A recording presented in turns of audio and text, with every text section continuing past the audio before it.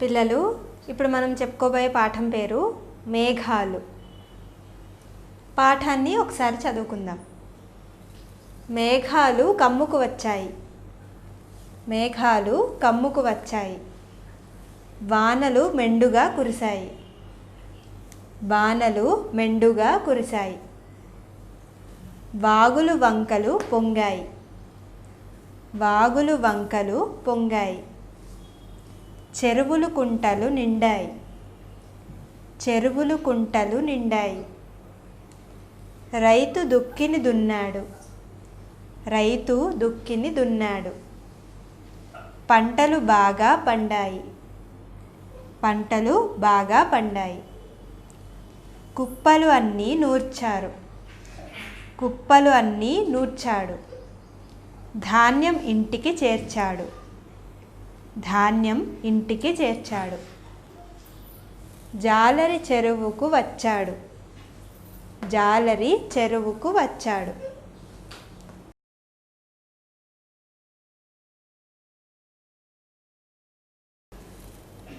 సంతలో వాటిని అమ్మాడు, సంతలో వాటిని అమ్మాడు. సరుకులు ఎన్నో కొన్నాడు, సరుకులు ఎన్నో కొన్నాడు. ఇంటికి తీసుకు వెళ్ళాడు, ఇంటికి తీసుకు వెళ్ళాడు.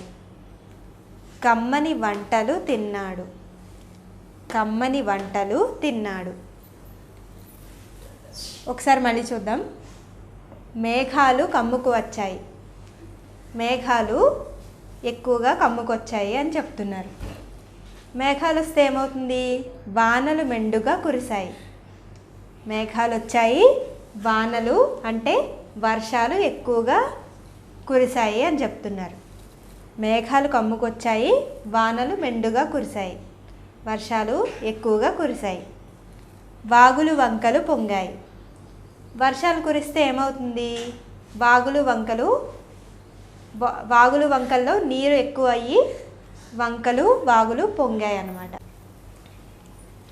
చెరువులు కుంటలు నిండాయి. వర్షాలు పడి చెరువులు కుంటలు నిండాయి. ఆ వర్షాల వల్ల, వర్షాలు పడినప్పుడు ఏం చేస్తాడు రైతు? రైతు దుక్కిని దున్నాడు, దుక్కిని దున్ని పంటలు బాగా పండాయి. చక్కగా వర్షాలు పడి రైతు దుక్కి దున్నడం వల్ల పొలంలో పంటలు బాగా పండాయట.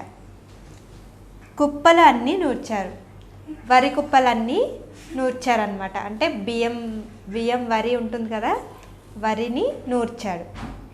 ధాన్యం ఇంటికి చేర్చాడు. ఆ కుప్పలు నూర్చిన ధాన్యాన్ని అంతటిని ఇంటికి చేర్చాడనమాట. తర్వాత భాగాన్ని చూద్దామా. జాలరి చెరువుకు వచ్చాడు. ఆ టైంలో జాలరి చెరువుకు వచ్చాడు.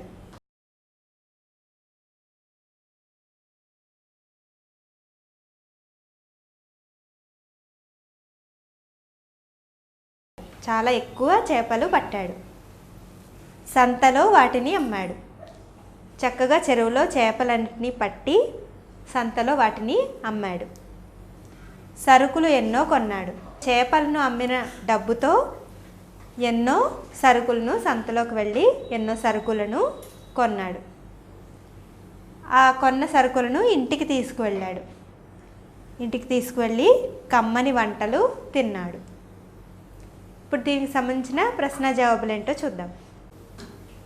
ఈ అభ్యాసంలో ప్రశ్న జవాబులు చూద్దాం. మొదటి ప్రశ్న, పాఠం బొమ్మలో ఎవరెవరున్నారు, ఏం చేస్తున్నారు? పాఠం బొమ్మను చూడండి. ఆ బొమ్మలో ఏం చేస్తున్నారు? ఎవరున్నారు? ఒక ముని తపస్సు చేస్తున్నారు. ఇంకా జాలరివాడు చేపలు పడుతున్నాడు. ఇంకా ఏం చేస్తున్నాడు? సంతలో ఆ చేపలను అమ్ముతున్నాడు. తర్వాత ధనాన్ని తీసుకువెళ్తున్నాడు. తర్వాత ప్రశ్న, సంతలో జాలరి చేపలను అమ్మాడు కదా, సంతలో ఇంకా ఏమేమి అమ్ముతారు? సంతలో ఇంకా ఏమేమి అమ్ముతారు? కూరగాయలు, వస్తువులు, ఇంటి వస్తువులు, కుండలు, ఇంకా చాలా గృహోపకరణాలు, వీటన్నిటినీ సంతలో అమ్ముతారు. తర్వాత ప్రశ్న, వానలు అంటే వర్షాలు బాగా కురిసినప్పుడు ఏమవుతుంది? వర్షాలు బాగా కురిస్తే ఏమవుతుంది? చక్కగా ఆ ప్రాంతమంతా సస్యశ్యామలంగా తయారవుతుంది. ఎందుకని? పంటలు బాగా పండుతాయి. వర్షాల వల్ల పంటలు బాగా పండుతాయి. తర్వాత అభ్యాసాన్ని నేర్చుకుందాం. ఈ అభ్యాసంలో లు అనే అక్షరం వచ్చిన పదాలేంటో ఇక్కడ పాఠంలో ఎక్కడెక్కడ ఉన్నాయో మనం గుర్తిద్దాం. లు అనే అక్షరం ఎక్కడొచ్చింది? మేఘాలు. ఇక్కడ లు అనే అక్షరం వచ్చింది.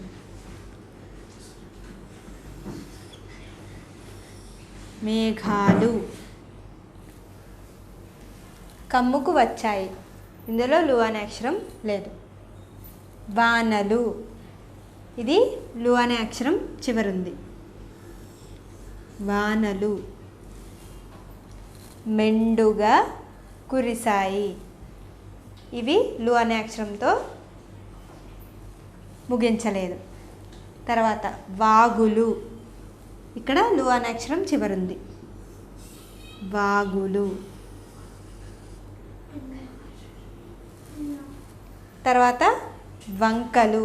ఇది కూడా, దీనికి కూడా చివర లు అనే అక్షరం ఉంది. పొంగాయి. ఇక్కడ లు లేదు. చెరువులు. చెరువులు. లు అనే అక్షరం వచ్చింది. కుంటలు. దీనికి కూడా చివర లు అనే అక్షరం ఉంది. నిండాయి. దీని చివర లు అనే అక్షరం లేదు. రైతు. ఇక్కడ కూడా లేదు. దుక్కిని. దీంట్లో కూడా లేదు. దున్నాడు. ఇక్కడ కూడా లేదు. పంటలు. ఇది చివరక్షరం లు వచ్చింది. బాగా. పండాయి. వీటిలో కూడా లేదు. కుప్పలు. దీనికి చివర లు అనే అక్షరం వచ్చింది. అన్నీ నూర్చాడు. వీటిలో లు అనే అక్షరం లేదు. ధాన్యం. ధాన్యంలో కూడా లేదు. ఇంటికి. ఇంటికిలో కూడా లేదు. చేర్చాడు. ఇక్కడ కూడా లేదు. తర్వాత జాలరి. జాలరిలో కూడా లేదు. చెరువుకు. చెరువుకులో కూడా లేదు. వచ్చాడు. ఇక్కడ కూడా లేదు. ఇందులో కూడా లు అనే అక్షరం ఉన్న పదం లేదు. సంతలో వాటిని అమ్మాడు. వీటిలో కూడా లేదు. సరుకులు. ఇక్కడ చివర లు అనే అక్షరం వచ్చింది. ఎన్నో కొన్నాడు. వీటిలో లేదు. ఇంటికి తీసుకువెళ్ళాడు. వీటిలో కూడా లేదు. కమ్మని వంటలు. వంటలులో చివర లు అనే అక్షరం వచ్చింది. తిన్నాడు. ఇందులో లేదు. చివర లు అనే అక్షరం వచ్చిన పదాలు ఏమేమి వచ్చాయో చూద్దాం. మేఘాలు, వానలు, వాగులు, వంకలు, చెరువులు, కుంటలు, పంటలు, కుప్పలు, సరుకులు, వంటలు. ఇప్పుడు వీటిని మనం గుర్తుంచుకున్నాం కదా. ఇందులో చేపలు పట్టాడు అనే అర్థం వచ్చే వాక్యం ఎక్కడుంది? చేపలు పట్టాడు అనే అర్థం వచ్చే వాక్యం ఎక్కడుంది?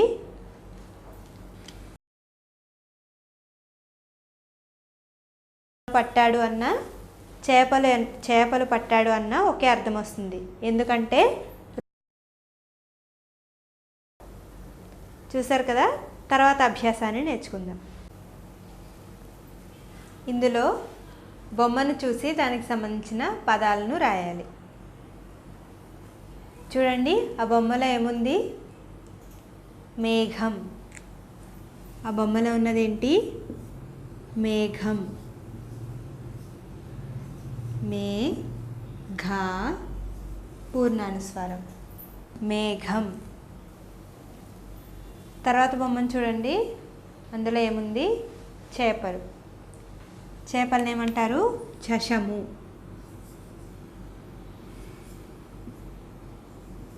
చషము. తర్వాత బొమ్మలు ఎవరున్నారు? ఋషి. ఋషి.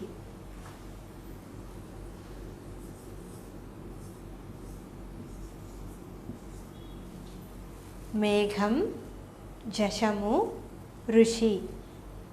వీటిని వర్ణమాల చార్టులో ఇంకా గుణింతాల చార్టులో గుర్తించాలి. తర్వాత అభ్యాసాన్ని నేర్చుకుందాం. ఈ అభ్యాసంలో కొన్ని పదాలను చదువుకుందాం. మేఘం, మేఘం. మాఘం, మాఘం. झषं, झषं. ऋषि, ऋषि. ऋतुवु, ऋतुवु. उषा, उषा.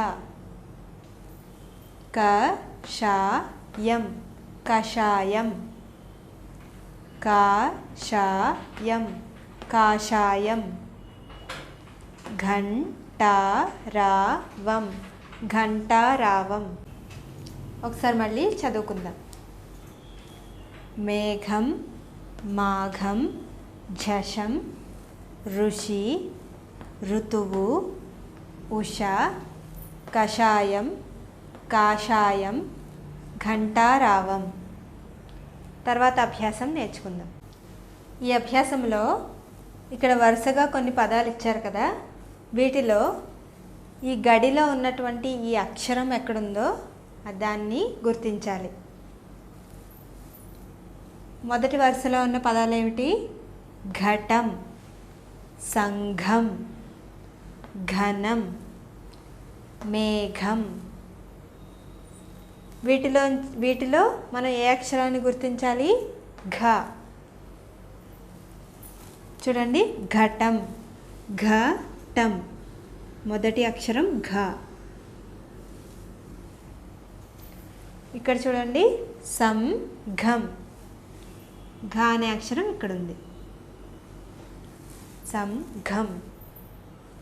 తర్వాత ఘనంలో మొదటి అక్షరం ఘ. తర్వాత మేఘం. ఘ అనే అక్షరం ఎక్కడుంది? ఇక్కడ ఉంది. తర్వాత రెండో వరుసలో ఉన్న పదాలను చూద్దాం. దయ, జషం, జరి, జగడం.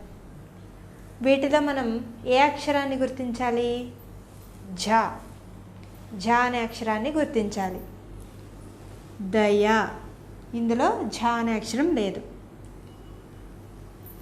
జషం, ఝ అనే అక్షరం మొదటిది. జరి, జరిలో మొదటి అక్షరం ఝ. జగడం, ఇందులో ఝ అనే అక్షరం లేదు. తర్వాత మూడో వరుసలో చూద్దాం. ఔషధం, కోపం, ఉష, జపం, మేఘం. వీటిలో మనం ఏ అక్షరాన్ని గుర్తించాలి? ష. ఔషధం, ఔషధంలో రెండవ అక్షరం ష. కోపం, కోపంలో ష అనే అక్షరం లేదు. ఉష, ఉషాలో రెండవ అక్షరం ష. తర్వాత జపం, జపంలో ష అనే అక్షరం లేదు. మేషం, మేషంలో రెండవ అక్షరం ష. నాలుగో వరుస చూద్దాం. బుడగ, ఋతువు, పుడక, ఋషి, రుణం. వీటిలో మనం గుర్తించాల్సిన అక్షరం ఏంటి? రు. చూడండి, బుడగలో బు డ గ, ఇందులో రు అనే అక్షరం లేదు. ఋతువు, ఋతువు. దీనిలో మొదటి అక్షరం రు. పుడక, పుడక. వీటిలో రు అనే అక్షరం లేదు. ఋషి, ఋషి. ఋషిలో మొదటి అక్షరం రు. తర్వాత రుణం, రుణం. రుణంలో మొదటి అక్షరం రు. తర్వాత అభ్యాసాన్ని నేర్చుకుందాం. ఈ అభ్యాసంలో ఇక్కడ ఇచ్చిన ఖాళీలు ఉన్నాయి కదా, దీనికి సంబంధించిన బొమ్మల ఆధారంగా ఈ ఖాళీలను పూరించి కలిపి చదవాలి. మేషం అంటే, తర్వాతది జషం అంటే, తర్వాత కమఠం అంటే, తర్వాత ఘటం అంటే, తర్వాత ఋషి అంటే. మేషం అంటే దీనికి సంబంధించిన బొమ్మను చూడండి. అక్కడ మీకు ఏ జంతువు కనిపిస్తుంది? మేక. అక్కడ ఉన్నది ఏంటి? మేక. మేషం అంటే మేక, మేషం అంటే మేక. తర్వాత జషం అంటే, దీనికి సంబంధించిన బొమ్మను చూడండి. ఏమున్నాయి అక్కడ? చేపలు. అంటే జషం అంటే చేప. జషము అంటే చేప. తర్వాత కమఠం అంటే, చూడండి దీనికి సంబంధించిన బొమ్మలో ఏం కనిపిస్తుంది? తాబేలు, తాబేలు.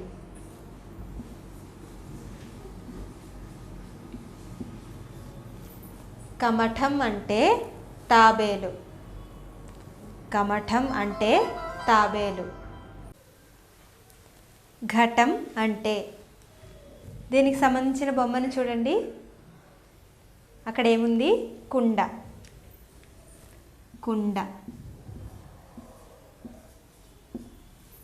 ఘటం అంటే కుండ. తర్వాత ఋషి అంటే, దీనికి సంబంధించిన బొమ్మను చూడండి. అక్కడ ఎవరున్నారు? ముని. ఋషి అంటే ఎవరు? ముని.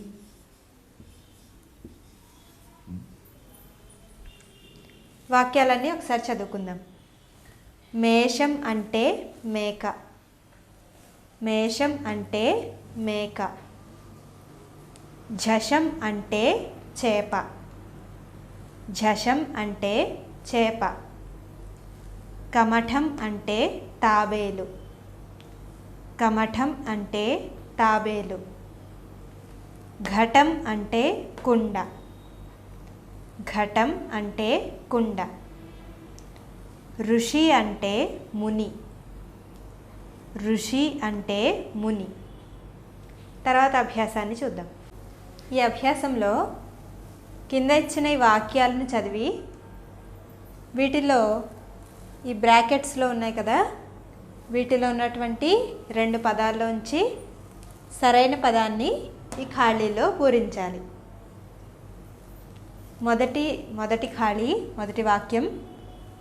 డాష్ అనేది ఒక నెల, డాష్ అనేది ఒక నెల. దీనికి ఏమేమి ఇచ్చారు పదాలు? మాఘం, మేషం, మాఘం, మేషం. మాఘం అనేది ఒక మాసం, అంటే నెల. మాఘమాసం అంటాం కదా, మాఘం. మాఘం అనేది ఒక నెల. తర్వాతది చూద్దాం. డాష్ అనేది ఒక జంతువు, డాష్ అనేది ఒక జంతువు. దీనికి ఏం పదాలు ఇచ్చారు? వేషం, మేషం, వేషం, మేషం. వేషం అంటే మనం అలంకరించుకునే విధానం, మనం వేషం వేయడం అంటాం కదా, అలా వస్త్రధారణ అలంకరణలోనికి వస్తాయి. మేషం అంటే ఏంటి? మేక. ఇక్కడ జంతువు ఏది? మేషం, మేషం. మేషం అనేది ఒక జంతువు.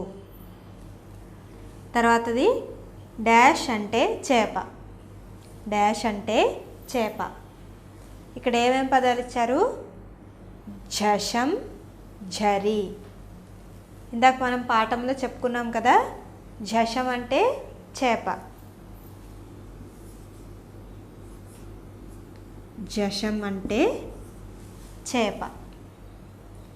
తర్వాత డాష్ అంటే కుండ. డాష్ అంటే కుండ. ఇక్కడ ఏమున్నాయి? ఘటం, సంఘం. సంఘం అంటే సొసైటీ అంటారు ఇంగ్లీష్లో. ఘటం అంటే కుండ. ఘటం, ఘటం అంటే కుండ. ఘటం అంటే కుండ. తర్వాత డాష్ ఒక బాలిక పేరు. డాష్ ఒక బాలిక పేరు. ఇక్కడ ఏమేమి ఇచ్చారు పదాలు? ఉష, కషాయం. ఉష, కషాయం. వీటిలో బాలిక పేరేంటి? బాలికకు పెట్టే పేరేమిటి? ఉష. ఉష, ఉష ఒక బాలిక పేరు. తర్వాత అభ్యాసాన్ని చూద్దాం. ఈ అభ్యాసంలో మనం కొన్ని వాక్యాలను చదువుకుందాం. ఒకరోజు ఉష, రఘు బడికి బయలుదేరారు. ఇంతలో మేఘాలు ముసిరాయి. గొడుగు తీసుకొని బయలుదేరారు. ఈదురుగాలులు వీచాయి. గాలికి గొడుగు ఎగిరిపోయింది. మళ్ళీ ఒకసారి చదువుదాం. ఒకరోజు ఉష, రఘు బడికి బయలుదేరారు. ఇంతలో మేఘాలు ముసిరాయి. గొడుగు తీసుకొని బయలుదేరారు. ఈదురుగాలులు వీచాయి. గాలికి గొడుగు ఎగిరిపోయింది.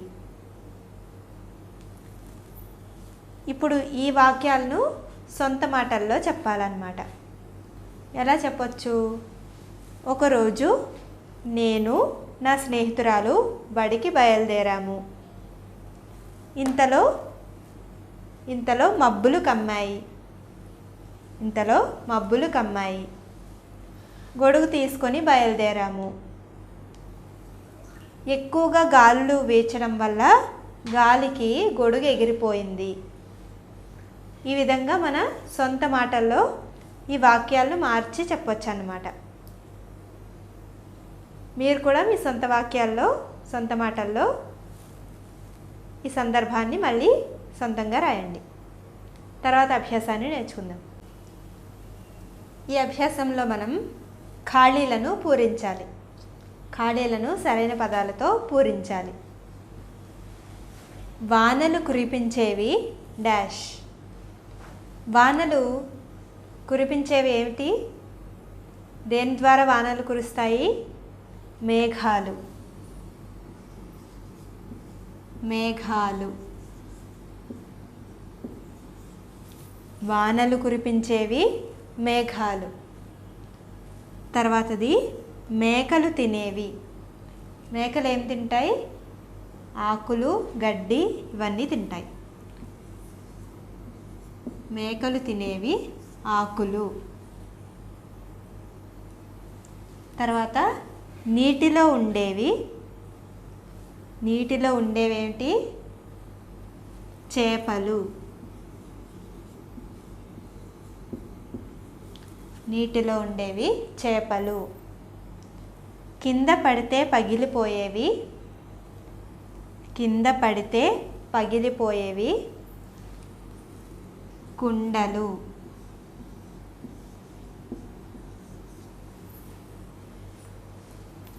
వానలు పడితే పారేవి వాగులు.